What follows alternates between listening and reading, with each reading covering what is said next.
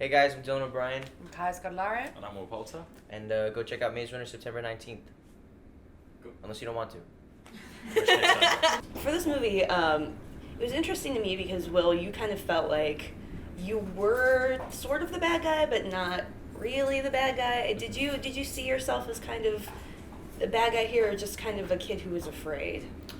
I think the purpose that I served in terms of like my contribution to the movie was just an antagonist to Dylan's character Thomas. I think Gally is kind of there as the opposite side of the same coin as Wes kind of describes it. I think he's there to be one of the biggest obstacles that Thomas faces, aside from obviously the maze and the mystery behind why they're there and whether they can actually get out.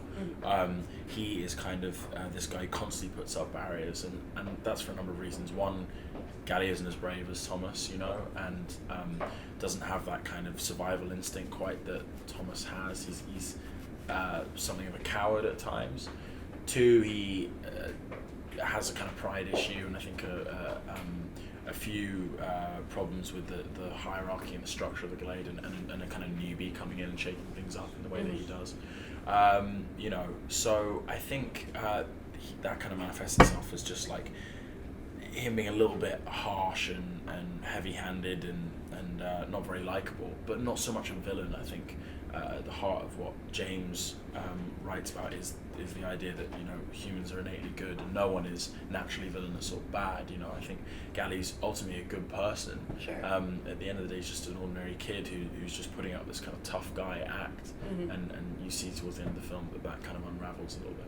And as far as the maze itself went, like how big of a set did they have built out for you, and how much of it did you have to pretend that the walls were coming in at you when you were running and that kind of thing? Well, that threshold's actually there. That was a set piece that was there in the Glade.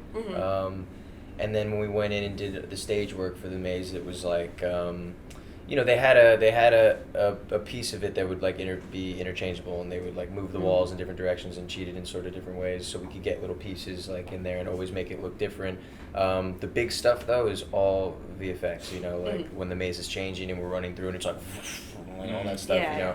That's all in a parking lot on the side of a highway in Louisiana. And then like at the end when it comes over and shows that whole aerial view, we're flying into the scorch. That's all completely visual effects. Completely Wes and the VFX team's design. But yeah, we did. We always had something to be in actually and interact with for the most part.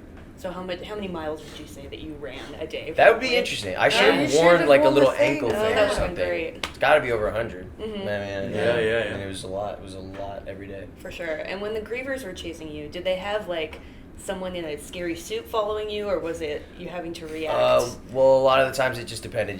When the grievers chasing me, it was just I can kind of create where it was going to be, I guess. There would be a basic template of like, okay, we're going to do this shot now where you come around the corner, and then, you're blocked, you turn around, it comes around the corner, and then you choose to go this way, you got to go this way. But then I could kind of like, if I did a movement, or something, they could then add in like a griever like just missing me or something like that. You can kind of create what happens in the scene. And Kaya, for you, was it strange being the only girl in like that pack of guys, or how did you feel about that? No, it was fine. I mean, I've been really lucky. Almost every job I've done, I've got on really well with everyone. I've never had an issue with anyone, and this was no different.